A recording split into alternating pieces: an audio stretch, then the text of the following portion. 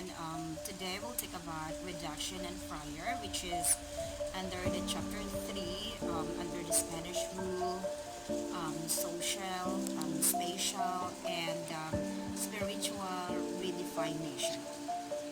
Right? So, during the Spanish era, friars were the ones who supervised the church and the state. They were only 13, that was increased from 269 in 1594. But still it was not insufficient to control the 750 people living in scattered areas. Thus, reduction began.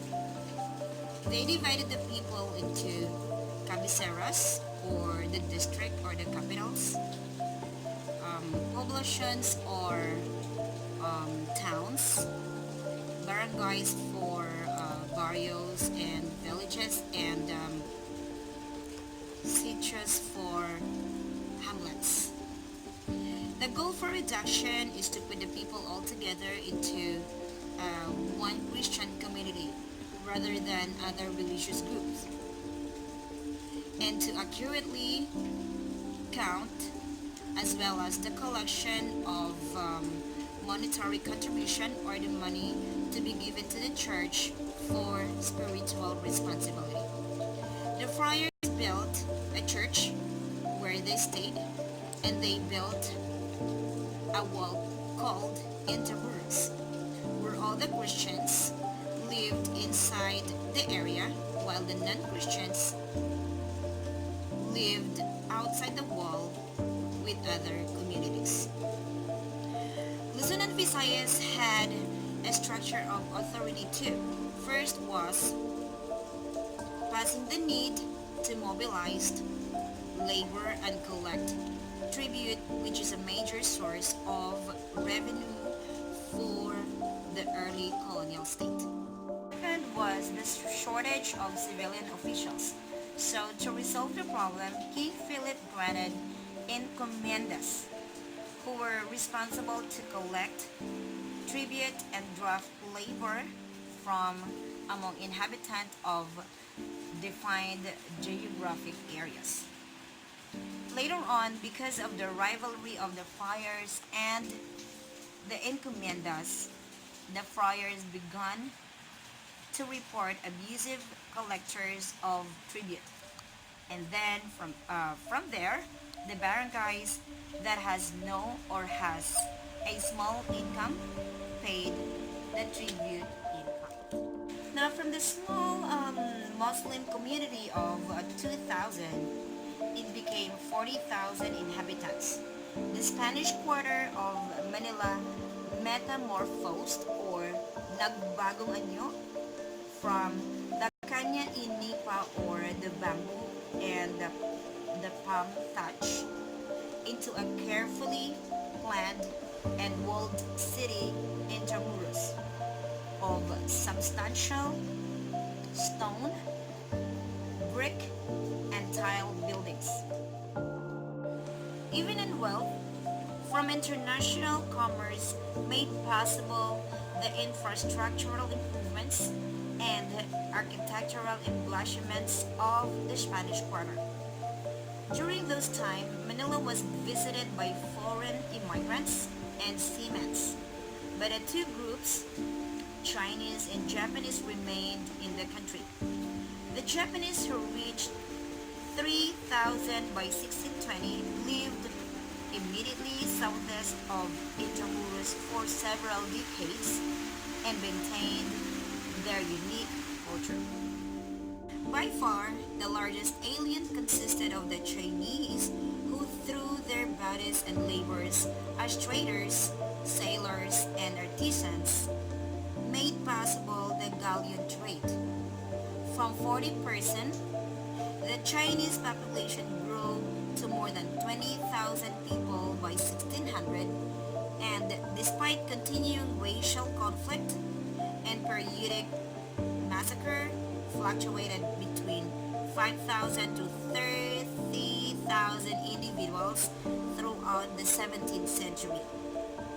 Due to the large number of Chinese individuals, the Spaniards inaugurated a policy of residential segregation by assigning the Sanglays to a large extramural quarter, or the so-called parian, and the substantial Chinese area later developed the north of the Pasig Binondo.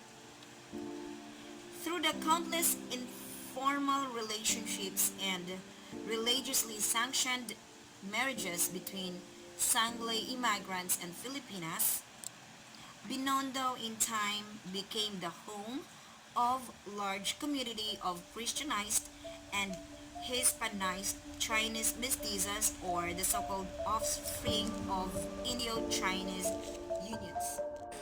When the Spanish put an end to raiding and bandage, datos played an important role in reduction, and this helped them retain the status.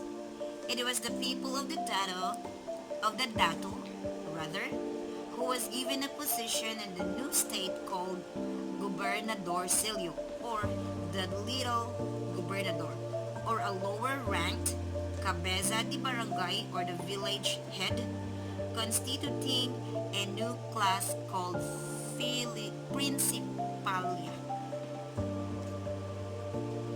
The Principalia also took advantage of confusion over the Spanish concept of land ownership to expand their land holdings and rebuild their economic power. The first governors of the Philippines made small land grants in the name of king to individual Spaniards who raised cattle from China to satisfy the colonist appetite for meat.